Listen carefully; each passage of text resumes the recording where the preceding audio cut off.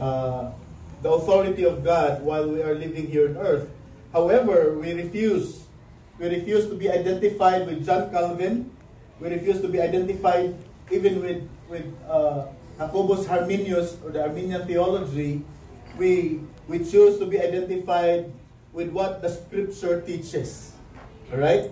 That is why, though we are in Tulip, but I'm not emphasizing Tulip as an article written by man, which is correct. But I am emphasizing who God really is and what God has done for us. Right? And so, it is God's sovereign choice. For this morning, this is the last part of the unconditional election topic. We will be going through and we will be answering. And I hope you will have a nailed down comprehension whether is it a conditional election or unconditional election. Sa Bisaya pa, pagpili ni God, nato, na ba siya kondisyon o wala ba'y kondisyon ang iyang pagpili nato? Right? And so, again, in the doctrine of unconditional election, we believe that all men are not qualified for salvation, right? Are you following? Yes. All men are not qualified for salvation. Walay angay maluwas. Why?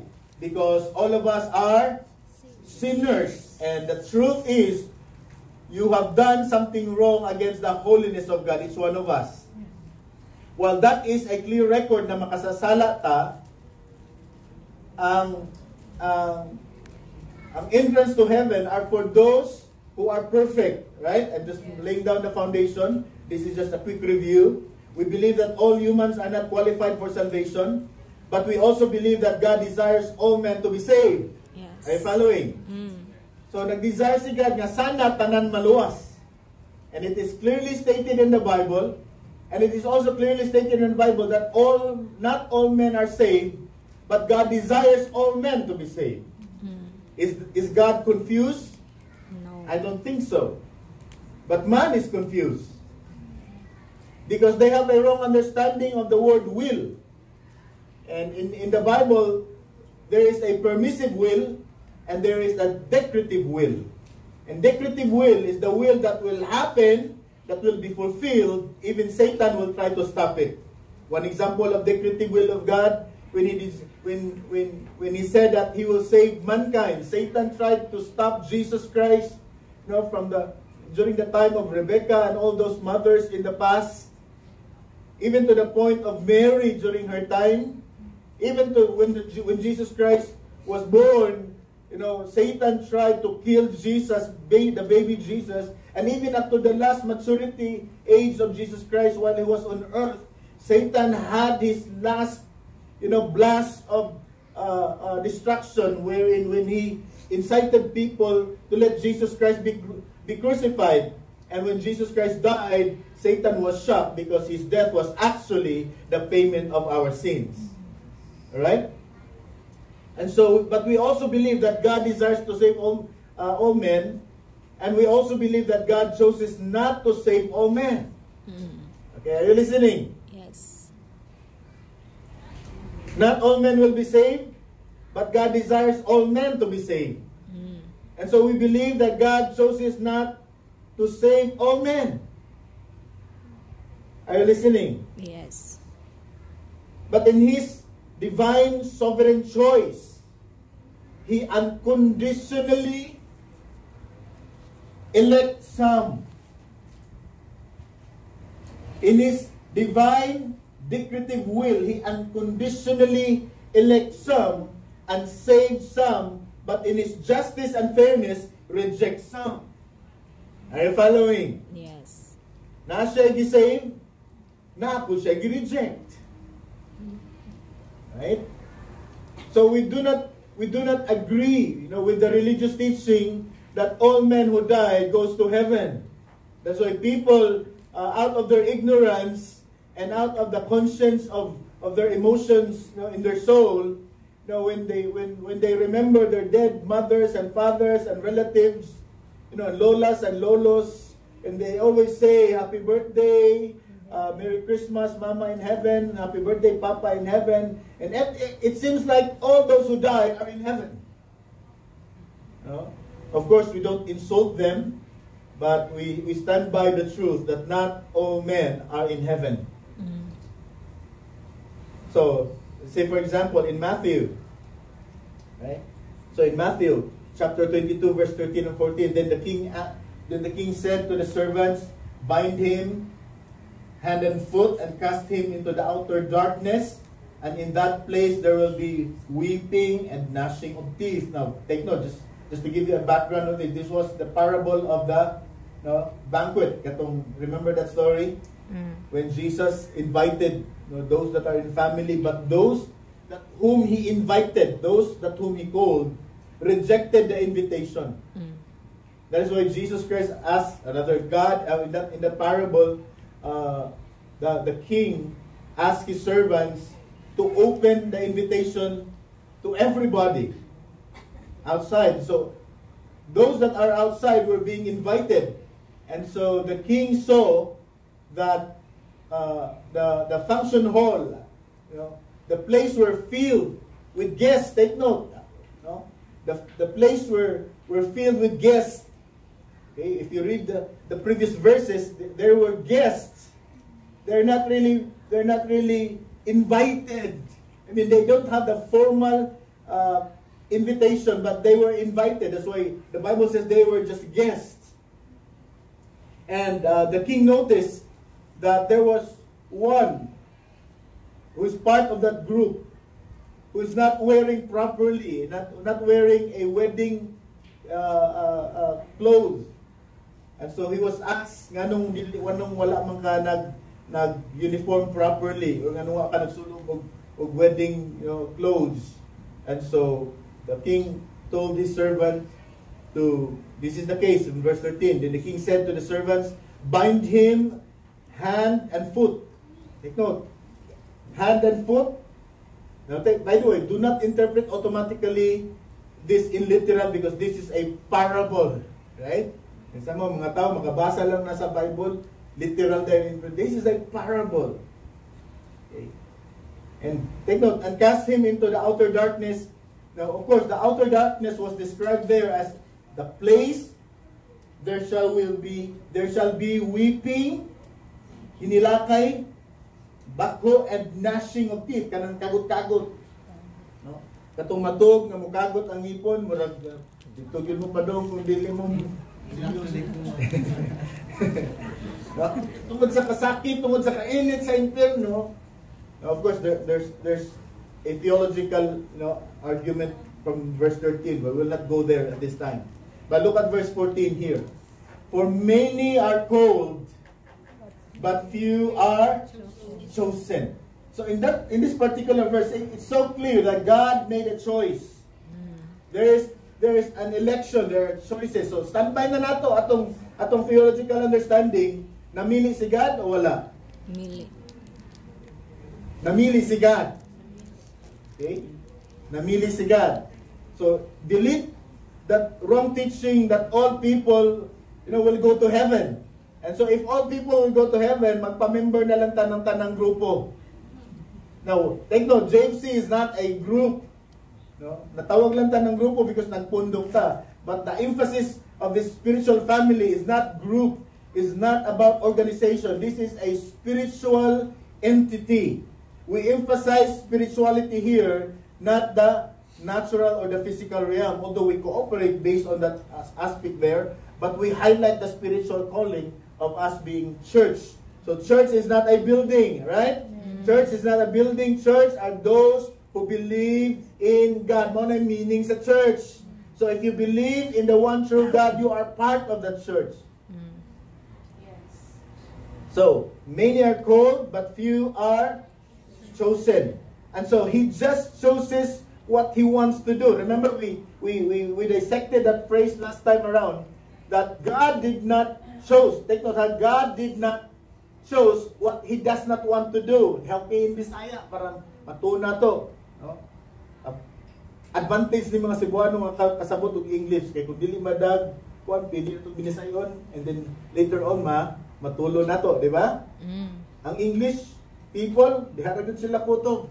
Kita, we have a variation of language nga makatabang na to. So God did not, say did not. Did not. God did not shows what He does not want to do. Palihog sa Bisaya, wala ni pili si God sa mga butanga, dili niya gusto pilion. Buhaton. Are you following? God chooses what He wants to do. Claro? God did not choose what He did not want to do. God chose what He wants to do. So, binisayo na to ang other side. God chooses what He wants to do. Ang Ginoo ni pili sa gusto niyang buhaton. Okay? So, He just chooses what He wants to do. What is that? Kung sa may ang gipili niya, ang gusto buhaton. To choose some and to reject some. Mao kay gusto niya buhaton. Wa niya pili ang dili niya gusto buhaton. Kung sa may dili niya gusto buhaton, to save all and to reject all. If God chooses to reject all, then no one will be saved. Yes. Come on. And if God will just save all, then He violated His own moral judgment. Kung iya lang luwason ang tanan for the sake of, He's violating His own moral character. Because the truth is, man is sinful. So I hope klaro na nato, my son. So here's the question. Here's a question that I want to throw to you. Nga, kung wa pa kay kaon ron, basi gutumon kag samot. Okay. Why did God did not choose all? Bisaya, nganong wala manipili si God? Tanan. Now here's the real question. Why did He choose any? Ngan namili man siya iyang luson? He is even more perplexing kana makapalibog yun. Why did He choose you?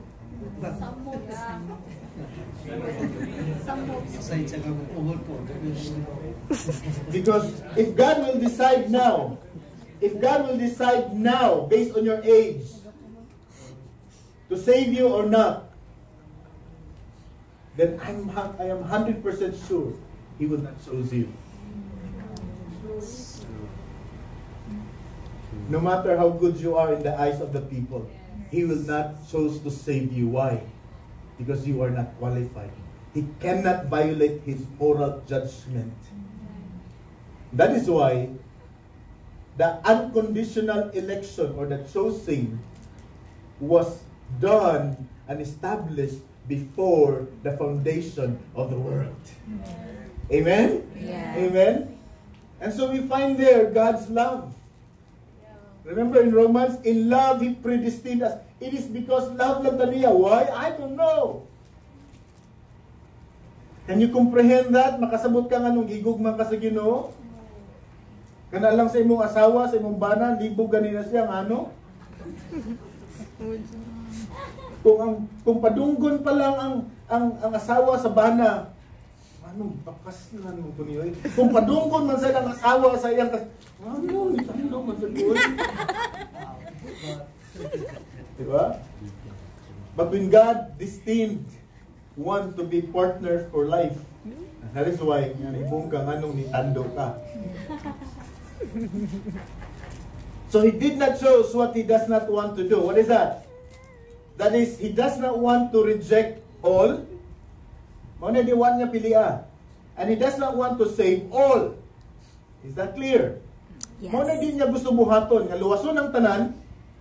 Di niya gusto buhaton nga i-reject po ang tanan. God shows what He wants to do. Please answer. What is that thing that God chooses that He wants to do? Unsa man? Nga naa na sa scripture karon, and we are not to argue and we are not to disregard and reject. What is that? Nga iyang gipili because mao iyang gusto buhaton. What is that? The choosing of some and The saving of some And and rejecting rejecting of some. Okay? Of course, unahan na tamo because if di ninyo matuhog, you will say, there's unfairness. Unfair si God, namili lang siya, and then, namili siya, what if ato namili, unfair man na Lord? Now, number one, there's no unfairness with God, right? Yeah. So, here's the parable again. Na 10. Okay? Now, ang 10, ang 5, iyang gi-save. Ang 10, another 5, iyang gi-reject. Ang 10 iyang gi-save, ang tawag na grace. Right? Hi, Grace. You are blessed. No? Grace pa ka, and because of grace, naluwas pa ka. Amen. Ang tawag na grace. Katong 5 nga iyang gi-reject nga dili na kasuod sa langit. Is that unfair? No. Tawag na justice. So where is the unfair? We will answer that in a little while. Right? So, all men deserve judgment in hell. Are you following? Yeah. Yes. And no one deserves salvation in heaven. Yes. That's right. So the truth is, in that seemingly contrasting thought, from the side of man it is contrasting, but from the side of God, it is perfectly in harmony.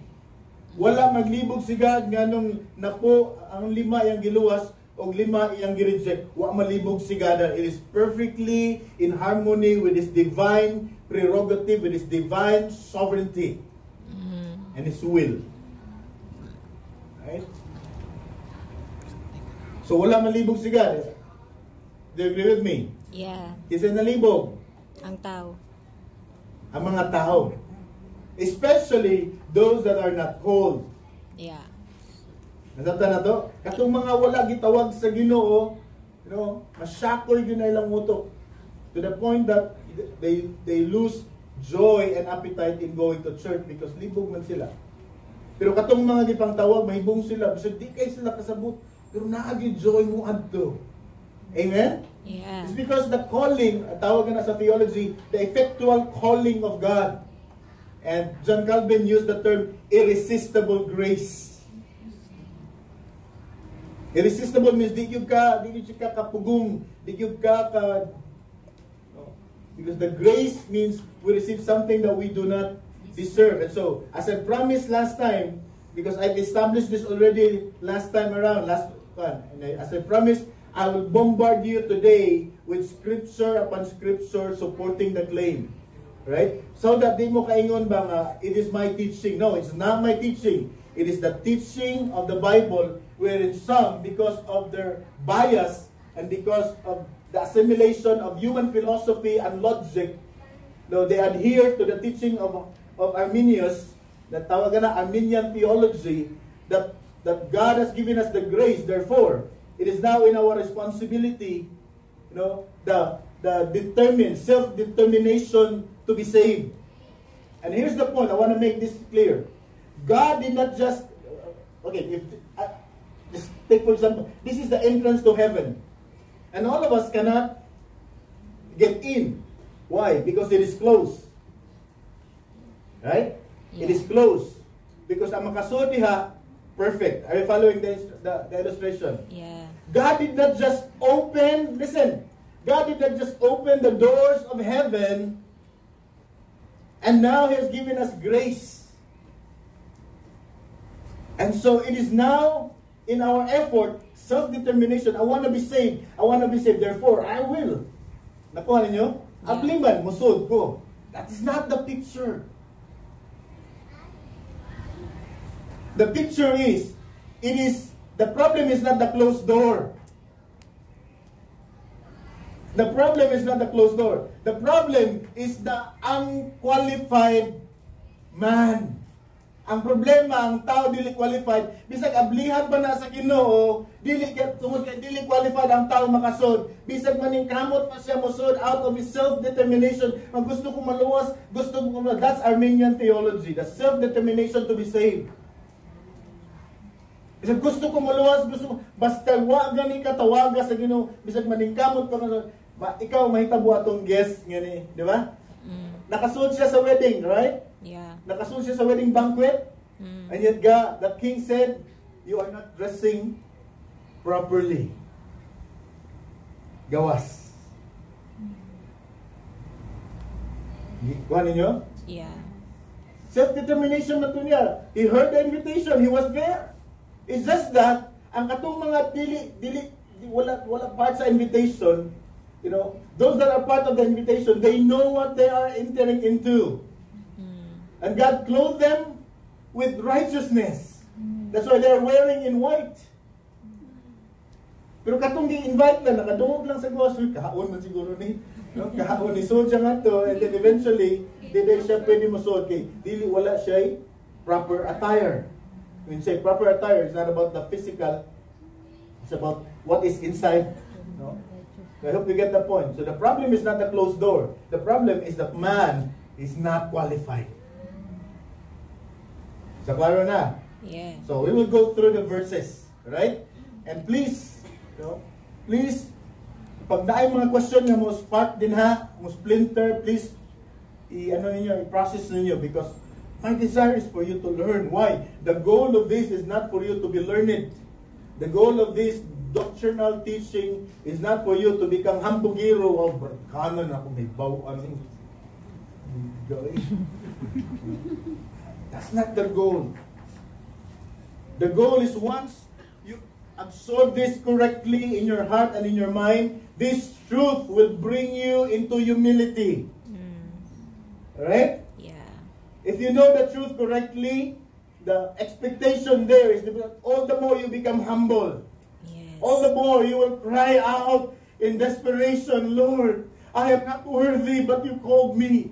Yeah. There is a growing desire to draw near to God. Why? Because of the understanding that you are not qualified, and yet you are given the free access Yes. in Christ Jesus. That's the expectation. Yeah. And that is our stand as a spiritual family. That after hearing this doctrine, deep within you, makaingon ka nga, Lord, grabe, gipili ko ni mo unconditionally. Amen. It should be you will go out from that door. There's a kalabog ng imong kuan nga. And you desire for more. That's the expectation. Yes. Right? Dili nga magawas ka dili tereng. Right, tanong na ako, nagawa na ako ng hibawan. So, by the way, wala yung bugiro sa langit. Okay? So, are you ready for the verses? Okay. Luke chapter 18 verse 17. And will not God bring justice for His chosen ones? Are you reading that? Yeah. His chosen ones. His chosen. In other words, namili siya. Nasa gipili para sa iya, ha? Kinsa man ang chosen ones who cry out to Him day and night. You know, listen, you know that you are called because there is a crying in your heart to know Him day and night. And to the point that church gathering like this becomes gaya pa sa Sunday. No? Because you have a composite of desire. Gusto ko makig-meet sa akong fellow brothers and sisters. Gusto ko daghan kay kag reason, and the main reason there is to hear God and to worship God. Yeah. Kinsa mga gipili who cry out to Him day and night. Right? And so the question here, will He keep putting them off? When you desire, Lord, I want to know You more. I want to draw near to You. Will God reject you? I just see you yesterday. Grabe mong saga hapon. Kung gusto ka, ladlara na. God will not do that to you. Take note. Of course, this is the parable again. Katong unjust judge. Of course, there's a correct interpretation there of the judge. They say that the judge there in that parable is God. Now take note, how could God be unjust? May problema sa tao, patakal nag-interpret ba? Okay, remember, unjust judge. Ang point ni Lord dito, ang unjust judge mangganiyo, sa siging pangamuyo. Anik tao, ni give up manggani siya. That's the point. No? Pedagogy of contrast. How much more the righteous judge? Yeah. Kumudot-dot yung kaniya, will he keep putting them off? Ang unjust judge na doon sa mukha, kada buntag, diri si panuktok, kada buntag si panuktok, nadugay din. Tungod kisigi mo ko, kapuyan mo ko diri sa mukha mo ko. No? Sige. That's the story. And the contrast was given, how much more si God, righteous judge. That's why the point here is, will he keep putting them off? So, klaro my son? Claro. Look at John 15. You did not choose me, but I chose you and appointed you. Klaro, basta kay liguon lagi ta mo scripture ron. For you not to deny and for you not to be confused that God selects some and rejects some. God did not choose what He did not want to do, and that is to reject all or to save all. Wala nagipidili gusto mo buhat si God na. Because either way, it violates His own, moral conscience there. He cannot save all, and He cannot reject all because He is love.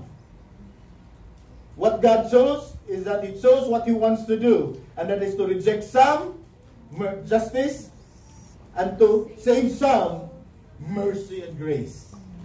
And this is it. You did not choose God. So how could the Armenian theological, advocates, they're just reading the articles of Arminius at that time, and they believe because of self-determination to be saved. Sila may mupili ni God. How could that be? How could that stand on John 15? Kung inanay mong theology, self-determination para makahingong ang Christian, self-determination to be good, self-determination to be saved.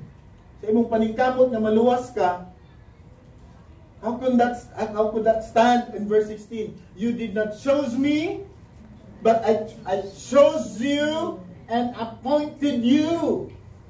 That's why si Kibuloy, nangangko na ni, he is appointed by God. Hindi siya, I am the appointed son of God. Nagbuot-buot sa. Tanawa si appointed, nagtago-tago.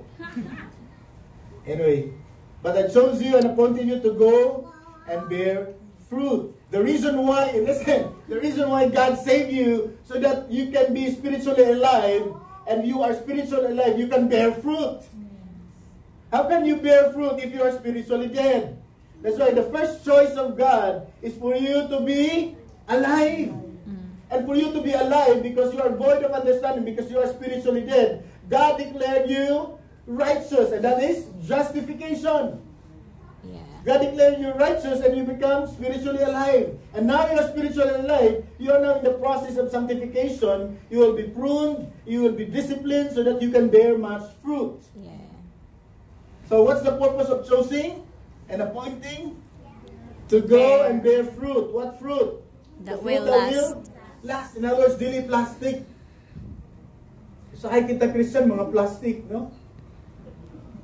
So klaro kahit ang lapok, mga plastic. Do you want me to prove to you dili ka plastic? Lapok ha? Lugod lang gamay. Iyon na mga lapok ha. Then the Father will give you whatever you ask in my name. Okay. Now look at what Augustine, and I agree with Augustine, Saint Augustine. Iyon siya, we were not chosen because we choose Christ. We choose Christ because we were chosen. Amen? Amen. Dili kita mo yung namili nga mo doon. Nakaduol ta because gipili ta. Because kung wa ka pilia, di ka mo duol sa Ginoo. Yes.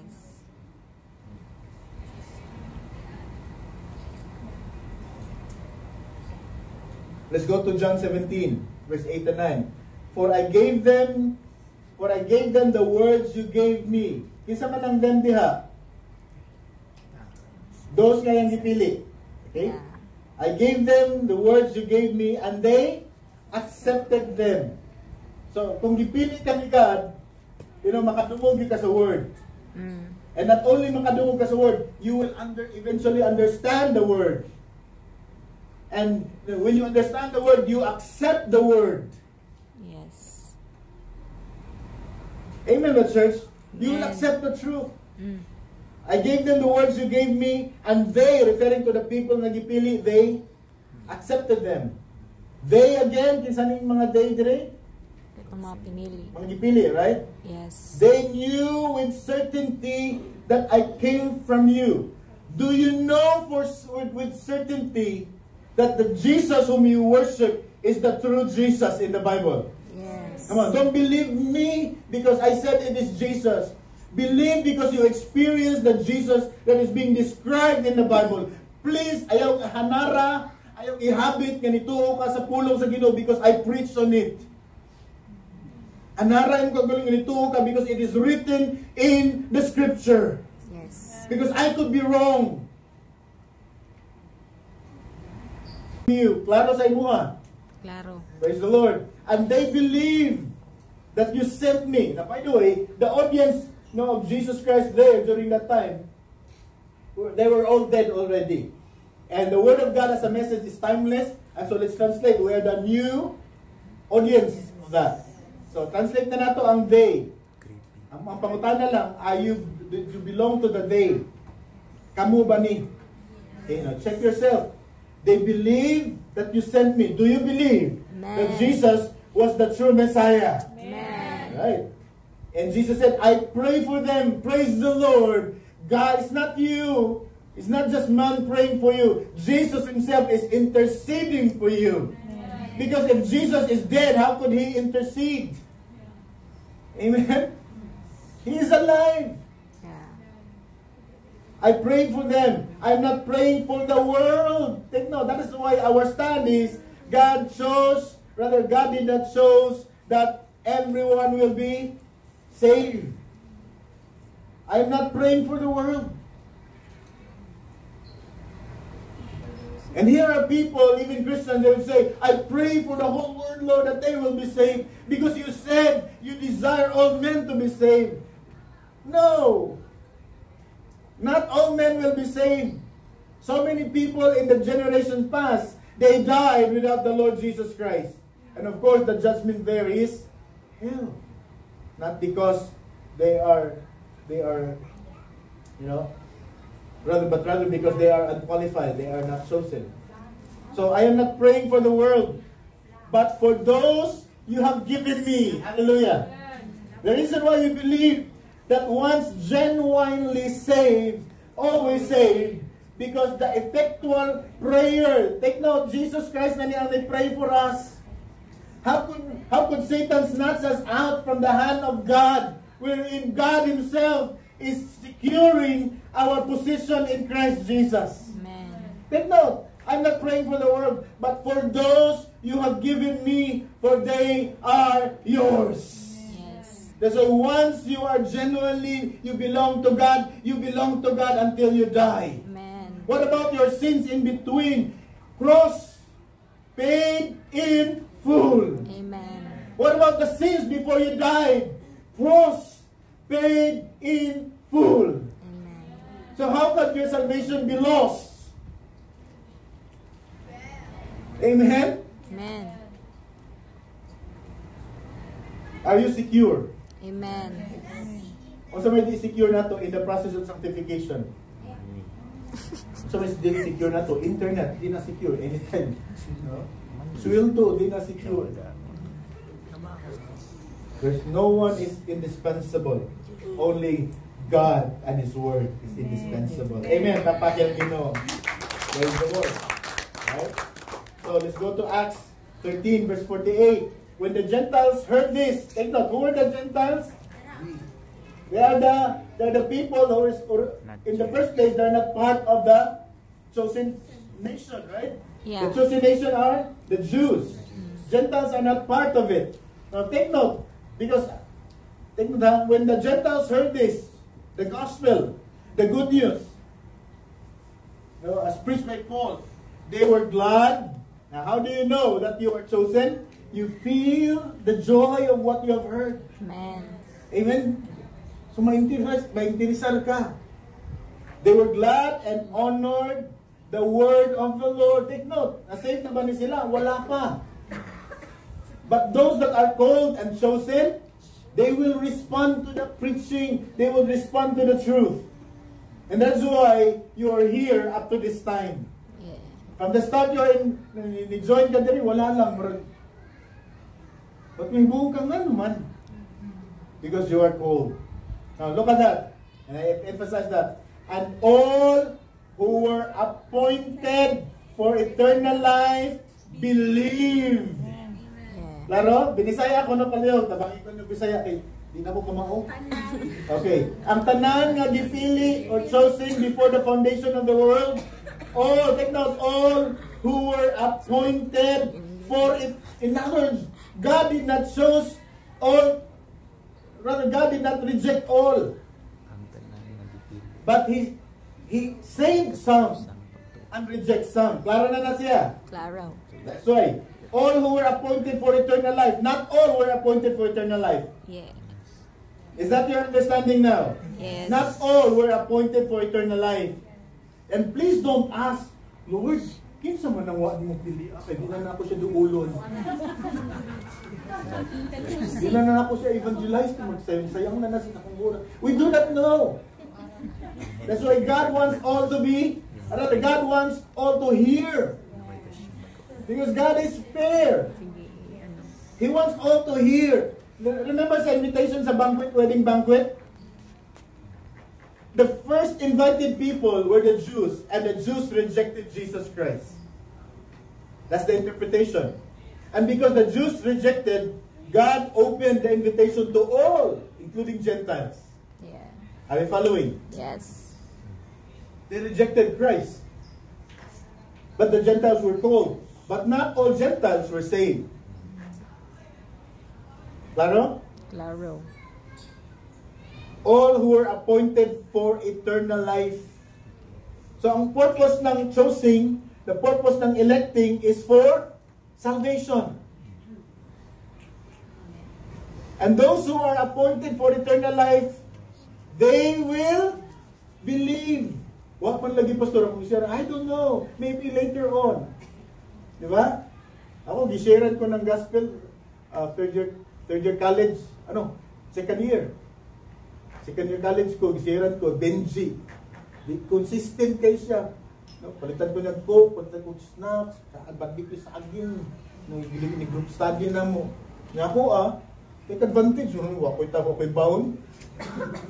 Pero, maro kayo siya, for spiritual laws, di ba? Bill Bright, share siya for spiritual laws. Eventually, pero wala po. When the time comes, when that preaching was heard again, dito na ako na September 1989, I received the Lord. I was in third year college sa Cebu Doctors. So see, one year passed, dito pa ko naka. That's why, ayaw mong judge. Kung di pa maminaw karon, okay lang.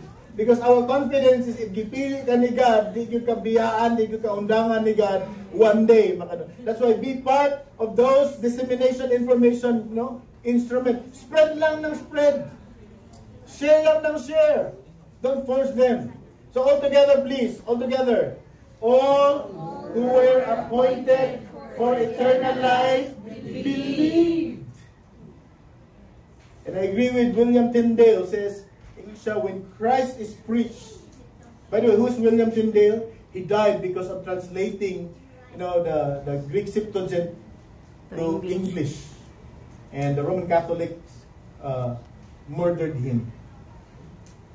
So, he said, when Christ is preached, the hearts of those who are elect and chosen begin to soften and melt at the abundant mercy of God. Because you will realize how merciful God is. You will realize how gracious God is. And you will melt at the truth. If you are chosen, you will react, you will respond. If not today, one day you will be, walang matigas na tinapay sa mainit na kape. Unsa pa kagahit ka dihang, pandisal. Humok yun ka. Because Christ's love compels us. Amen? And we've dissected that in the past already. Look at Romans. Romans 8:29. For those God foreknew, say foreknew. For you. Arminians interpreted the foreknew as foresight. Here's the stand of Arminian theology. And their stand is conditional election. Because of this, they made an article, and they made it official also for their group, that because God foreseeing you, nga nakakita na siya, nga one day in the future, mutuo ka niya, and based on that, nga nakakita siya nga, mutuo ka, gipili ka niya, tawag na conditional election. It shows you because He sees you, nga mutuo niya, ug mudamat niya. We don't agree with their stand. Because Jacob and Esau, when God chose them, they were not yet born. Yeah. In fact, Rebecca was not yet pregnant of the twins at that time. Yet God made a decision that Esau I hate and Jacob I love. Kinsa man si Jacob, he is a deceiver.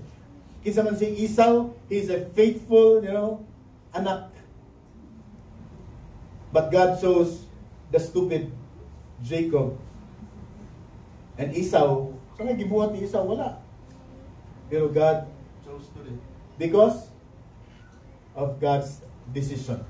Claro? Claro. So, here's the correct interpretation. For those God foreknew, He also predestined. No? He also predestined. So, kung gipili na kaniya, kailan na siya nimo, of course, iya kang gidestined na ikaw gyud ang maluwas. Claro? Now, let's support that again. Let's support that again. Here. All who were appointed for eternal life, believe. So, what is our conclusion in reflection to a scriptural text? Those, if you have a paraphrase reflection here, all who were not appointed for eternal life will not believe. That's how to make a side reflection of that. All who were not appointed for eternal life, they will not believe. So, let's go back again. For those God foreknew, He also predestined. Unsa man iyang gi-set up na nimo nga mahimo ka one day to be conformed to the likeness. likeness of His Son. One day maborn again na lagi ka. To be conformed to the likeness of His Son, that He might be the firstborn among many brothers. Okay, look at verse 30. And those He predestined, He also called. So take note. You were chosen before the foundation of the world. Let's go back again. Before the twins were born, or have done anything good or bad, God had made a choice. Yeah. Jacob I love, but Esau I hated. Jacob is a deceiver. And when he grows up, he lives by his name. He was a deceiver. He deceived his own father Isaac. That's why when Jacob got born again, Jacob heard the truth and he established his own calling. God changed his name from Jacob to Israel. And that is now the Israel that we are supporting. And take note, even though you are unworthy and God chose you, He will change your name. He will change your name. Come on, He will change your name. From Undo to Rakista and Palahubog, now to Undo, to a worshiper and a servant of God. He will change your name. You're not the same Undo anymore. Tanan nga gitawag ni God, they will be changed. Amen? Amen. So those He predestined, He also called. And those He called, He also justified. And those He justified, He glorified. Conclusion, once genuinely saved, always saved. Amen. That's what the Bible implies correctly. Is God able to save what He meant or fulfill what He desired? Yes. Of course. Yes, kaya ni God. Naluwasun lagi ka, no matter what, bisag kinsa ka pa. Let's go to another verse. Are you still okay? Yes. Okay. So, manghilamos, malimpyo lagi ng imong utok ron. Romans 8:33. Who will bring any charge against those whom God has chosen? And who are those who are chosen by God? They're not good. Remember, when God called you, you're not good. And up to this time, you are not perfect. You're still, sinful. But God called you with grace. So, who will bring any charge? Against, take note, against those God has chosen. Now, who will bring any, come on, learn in Bible interpretation. Who will bring any charge? Against those whom... Okay, this is how to process verses. Look at that. Question, who will bring any charge? Since it is a question, it is an answer. Okay, lay down the potential charger. Satan. His enemies. Your neighbors. Your classmates. Your best friend. Now, karon na Christian na ka, di na kanya friend. These are the people who will charge you. Who will bring any charge? Now take note, can they charge you when God justifies you? Who can bring a charge whom God justifies? What is justifies? Declare righteous. So giingnan ka ni God, because of Christ you are now clean. And Satan says, makasasala na siya. The argument there, yes, but I paid in full. All by Christ, everything by Christ, everything by grace. Come on, hallelujah. I hope this will bring humility to your life. Nga magkinabuhi taani with humble desire to learn and to know more. Look at Romans chapter 9, verse 10 and 13. This is what I'm referring to a while ago. Not only that, Rebecca's children, isa si Rebecca? Asawa ni Isaac. Inahan ni... So, take note. Rebecca's children had one and the same father. Kinsa man? Isaac. So, kinsa si Rebecca? Asawa ni Isaac. Yet, before the twins were born, take note, before the twins were born or had done anything good or bad, in order that God's purpose in election might stand. Why it should stand? Because He made it before the world. He made it before there was earth. God made a decision because He is sovereign. He knows everything. And that choice must stand. And that's why He used the case of Isaac and Rebecca with their twins, so that God's purpose in election might stand, not by works, but by Him who calls. Dili tungod kay nagbinutan si Jacob mong gipili siya, no. Dili tungod kay buutan si Esau mong gipili siya, no. Not by works, but by Him who calls. And what is the decision of the one who calls? He just chooses by His own divine prerogative, just choose some to be saved and some to be rejected. Mo nang gipili. He did not choose what He did not want to do. What is that again? Ngawa niya pilihan, nga di niya gusto buhaton, ang luwason tanan, or i-reject tanan. Wala niya pilihan. That's why don't argue that. Let's stand by with the truth that God selects some and rejects some. Yeah. So focus on the part that you belong to the same group, unqualified, but yet you are here. Yeah. Yet there is a convicting point in your heart that I want to draw near to God, I want to learn, I want to love, I want to worship God. Maybe because you are called, maybe because you are chosen. I cannot make a declarative declaration nga luwas yung katinuon. How do we know? How do we know that you are chosen? At least from the side. Because ari ka sa side ni God, will na niya na nasa Bible. But for us to learn at least, how do we know nga usa ka sa gipili?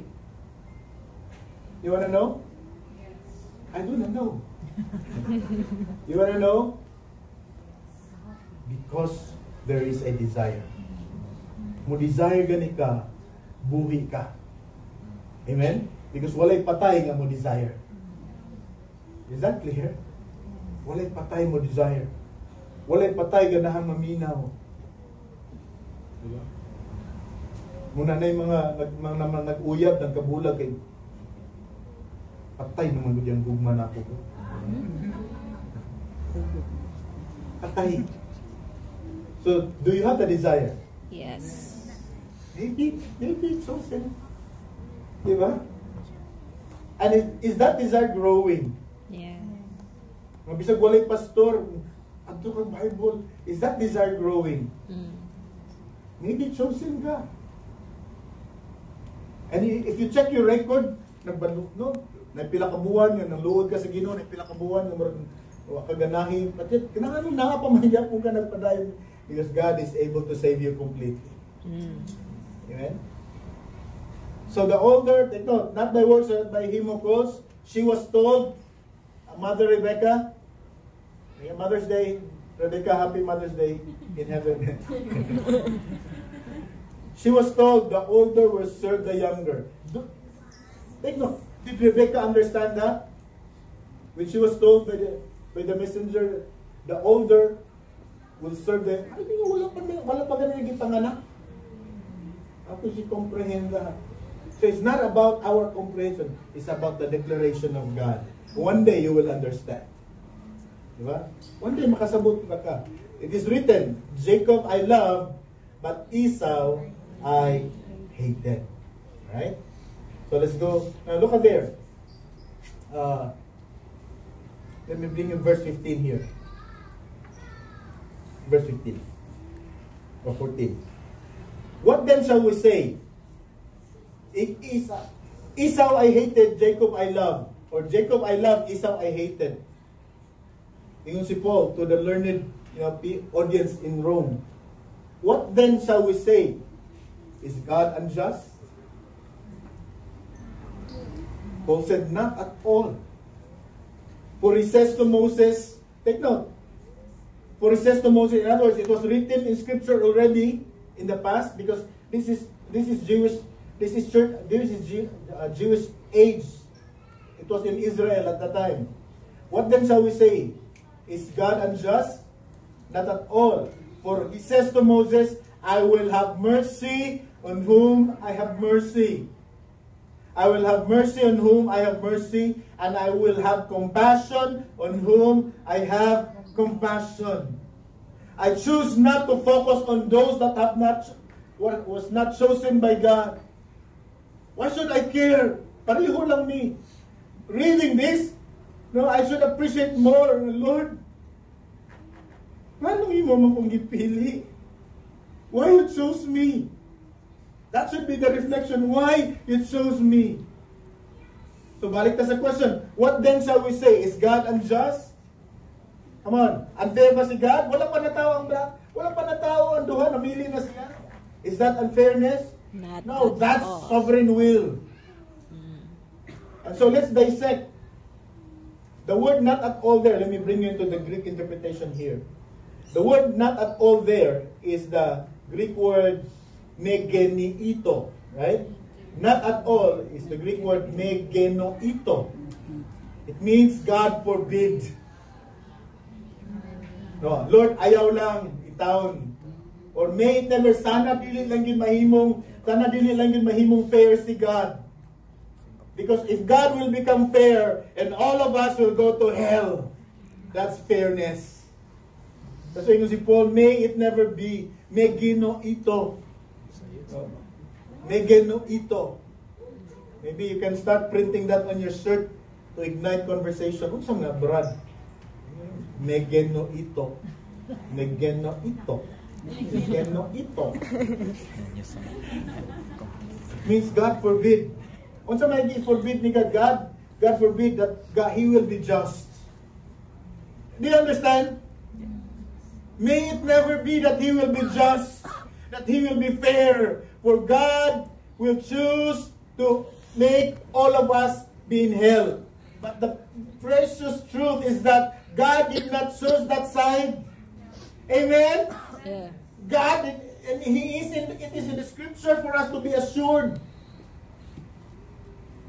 Wala nagipili nga tanan will be in hell, and that's justice. That's fairness. This is the thing that God did not choose. That's what Paul said, may it never be. God forbid. Di ba kana nay mo curse nimo? Mas sana mahagbom ka sa imong exam. No, God forbid, God forbid. Di ba? Di ba? We use that? Yeah. Sana mahagbong kasagdanan. God forbid, God forbid. That's a good response. May it never be nga mahagbong kasakyanan. Sana mautangan kay trabaho. So God forbid, God forbid. May it never be nga di ka mautangan trabaho. Romans 11. Okay? And that was God's answer to him. I have reserved for myself. This is Elijah. Remember Elijah when he was by the queen, no? And because of that prophet competition and all the false prophets were killed. Yeah. And because of that, he heard about the reports that the queen is looking for him and want to kill him. Naratol si Elijah. Yeah. Just a precious experience of the power of God. And yet, nakadungog lang siya ng negative, nangaratol siya. He said, Lord, kung saan naman ni? I heard that the queen is looking for me and wants to kill me. And Lord, tanan Lord, nambiya na sila. I alone am left. Sometimes, ingunan na talon, Lord, ako naman laming ko sa Lord. Ako tanang best friend, ako mga friend, wala naging ko tagdaw, wala naging ko. Lord, I alone am left. And God said, this is the answer, this is God's answer to him, and may this be God's answer to you as well. I have reserved for myself 7,000 who have not bowed down to Baal. So too, at the present time, there's a remnant chosen by grace. You know, and if by grace, then it is no longer by works. If it were, grace no longer be grace. Right? Yeah. So God reserved people for Him who will not bow down. And I hope you are part of those chosen by God. Amen. Who will not bow down anymore to idols and revolts. You know what I mean by revolts? Hindi na yun muluhod. Luod na kayo, muluhod pa nga na. Chosen. Those who are chosen by God, they believe. Amen? Amen. Let's go to another verse. In verse 7 and 8, Romans 11. What then? What Israel sought so earnestly, it did not obtain. Take note, Israel sought earnestly nga sila rin yun ang maluwas. No, they did not obtain it. But the elect did. Those that are chosen to be part of the church, the elect did. The others were hardened. Take note. So, klaro na sa inyo nga namili si God? Yeah. And understanding that, ayaw ingon nga unfair. Ayaw na please. Just know kung gipili ba ka. And when you understand nga gipili ka, worship Him. Adore Him. Pasalamati siya. Yeah. Draw near to Him. Others were hardened.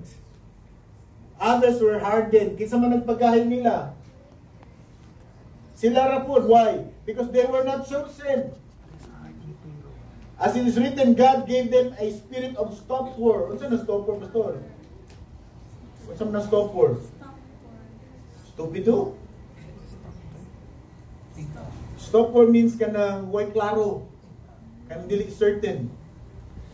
Kanang nakasabot pero kasabot. Nakita pero nakita. Ano yung stopper?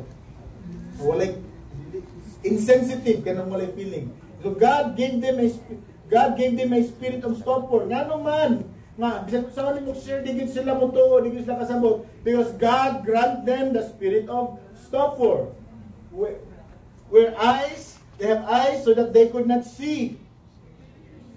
They have ears so they could not hear. Alam na dahil sa Bible, ang Old Testament, ang mga bungol. No, they have ears so they could not hear. To this very day. Kita niyo? That's why up to this time, na yung mga tao, nakadungog, pero nakadungog. Kita na sa mga milagro ni God, pero what? Because God gave them a spirit of insensitivity.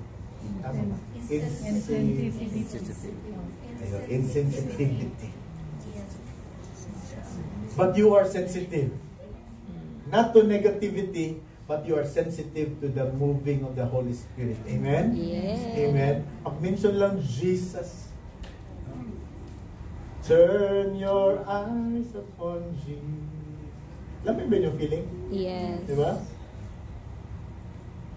Jesus, there's no one like. Only spiritual life people understands and believe. Amen? Amen. So kung naana worse, do not do good so that you will be saved. Manna ka, chosen na ka, elected na ka. Do good to glorify the one who saved you. Amen. Taktakan na itong Ginoo. Praise the Lord. Look at 1 Corinthians 1:26-27. Brothers, think of what you were. Unsa ka sa una before you were called. Come on, check yourself. Nangamatay naman ang audience ni sa una. So, kamo na po. So, ingon na mo. Karong naadiri, karong urasa. Think of what you were when you were called. Unsa man ka katong itawag ka. Not many of you were wise by human standards. Not many were influential. Not many were of noble birth. But God chose the foolish things of the world to shame the wise. Referring to Israel. Okay? Because nagturo mga Israel nga ang mga Gentiles, they are stupid. Gentiles, they are, infidel. Di kin maluwas sa mga Gentiles. God chose the foolish things, which is Gentiles, to shame the wise. Kisa man ang mga wise diya, mga Israel, who believe that they are the only ones chosen by God, who believe that they're the ones saved. God chose the weak things of the world to shame the strong. Look at verse 28 of 1 Corinthians 1, 28-30. He chose the lowly things of this world and despised the things and the things that are not, to nullify the things that are, so that no one may boast before Him. It is because of Him, see that, church? It is because of Him that you are in Christ. Don't tell me that it is because of your self-determination to be saved. It is because of your desire to understand and to believe na naluwas ka. No, it is because of Him that you are in Christ. Yeah. He chose you before the foundation of the world. Amen. And when the time comes, He let you hear. That's why somebody came. Somebody, was there for you. Somebody shared to you. Because God wants you to hear. Because faith comes by hearing, and hearing by the Word of God. And when you hear, you believe. And when you believe, you accept. And when you accept, you become spiritually alive. Yes. And it is because of Christ. Was become, kinsa si Christ there, become the wisdom from God. That is our righteousness. Righteousness means perfection, holiness, and redemption. Let's go further. We're almost done. Ephesians chapter 1, verse 11 and 12. This is the Jewish believers here in context. In Him we were also chosen, having been predestined according to the plan of Him who works out everything in conformity with the purpose of His will, in order that we, referring to the Jews, verse 12, in order that we, Paul said, kita na mga Hudyo, who were the first to hope in Christ, might be for the praise of His glory. Yeah. But some reject. Right?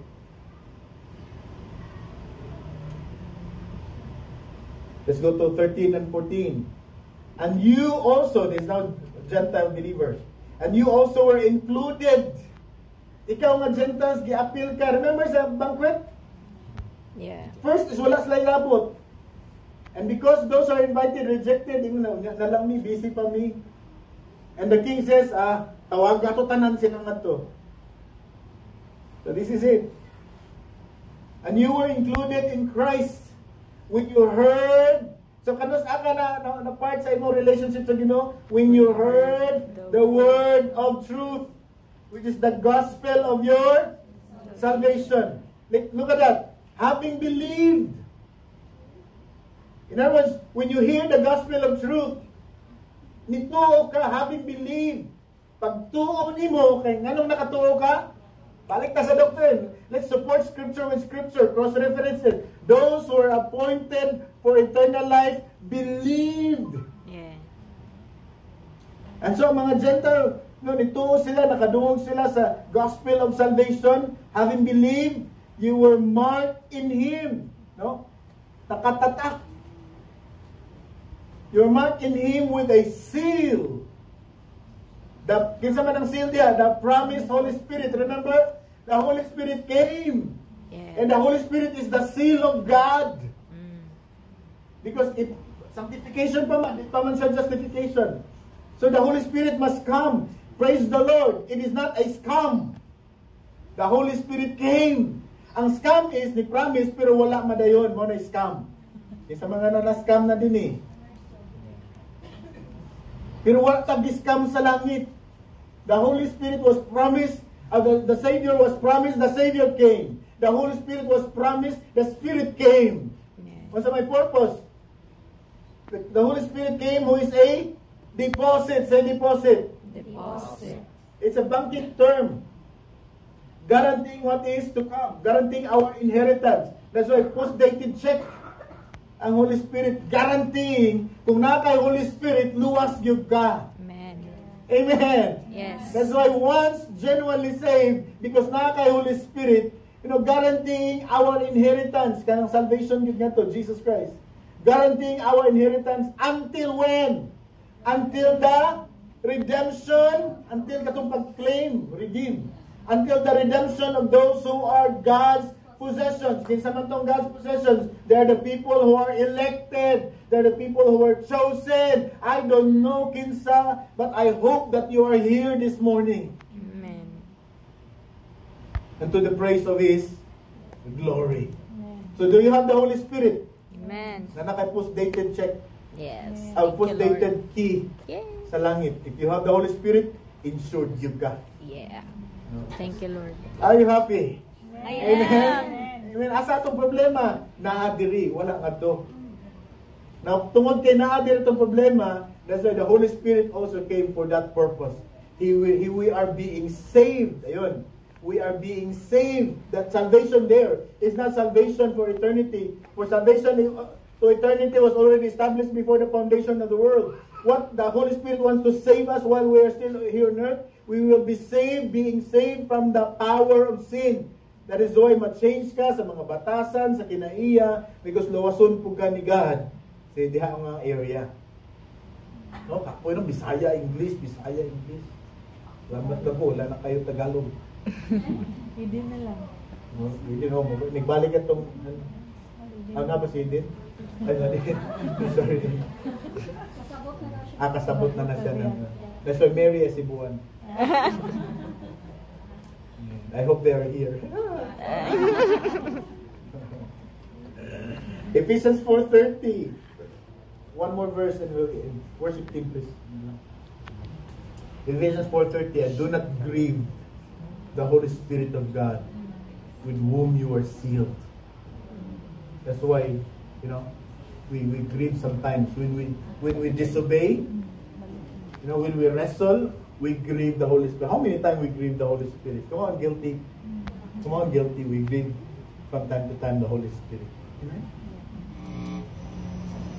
Take note. Look at the Holy Spirit there. With whom you were sealed for the day of redemption. Silyado na ka. Amen. You are sealed. Locked. Until the day of redemption. Saan ang redemption? Katong inigsod na yun nato nga sa langit. O dinigbiya na to din sa earth. We are sealed up to this time. So, unsay conclusion na to? Ogsas. What is ogsas? Once genuinely saved, always saved. Right? Therefore, God's chosen people, holy and dearly loved, clothe yourselves with compassion, kindness, humility, gentleness, patience, bear with each other, and forgive whatever grievances you may have had against one another. Forgive as the Lord forgive you. So mailhan mo ang tinod nga Christians because magpinasaylo ay ta. Yes. We choose to love, we choose to care, we choose to understand, we choose to forgive. Kasi kamo nga mga nag-away-away, inday,